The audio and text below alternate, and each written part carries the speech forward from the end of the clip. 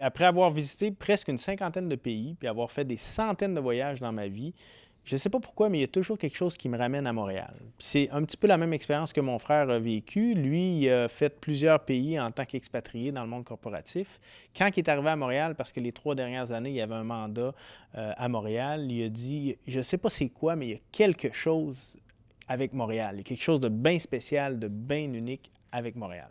Puis moi, c'est mon problème. À chaque fois que je visite une place que j'aime, je me projette dans l'endroit, je me vois vivre là, je me vois faire des affaires là-bas, je me vois installer là-bas, puis communiquer avec les gens. Puis bon, tu sais, comme par exemple, tu arrives dans une ville comme Copenhague, au Danemark. C'est merveilleux à Copenhague, là.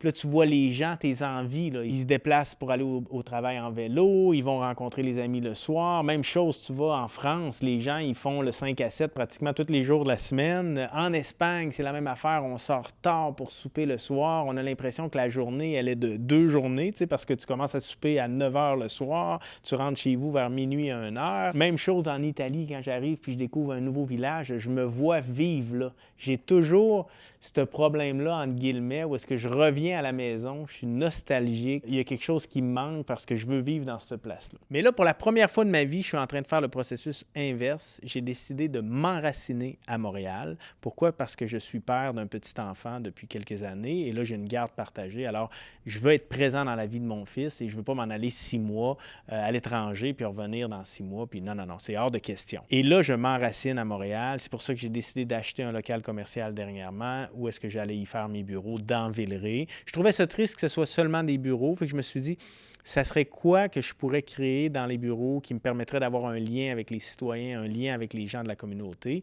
Et c'est là que je suis venu avec l'idée d'un café. Fait que ça va être un genre de café immobilier. Donc, la première partie du local commercial, ça va être un café. Puis derrière, on va avoir mes bureaux. Ça va être séparé par une belle cloison vitrée. Puis là, je me rends compte que ma ville, finalement, je l'aime beaucoup. T'sais. Puis là, je vois le trajet de l'étranger qui vient à Montréal. Puis, tu sais, des fois, je les vois visiter le Vieux-Montréal. Des fois, il y en a que j'aperçois sur le plateau. Puis, je le sais qu'ils nous envient. Puis, je le sais qu'il y en a dans ces gens-là qui se disent waouh, les Montréalais, là, les Canadiens sont vraiment chanceux. Là. Ils ont un contexte géopolitique assez stable. Ils ont une économie assez stable.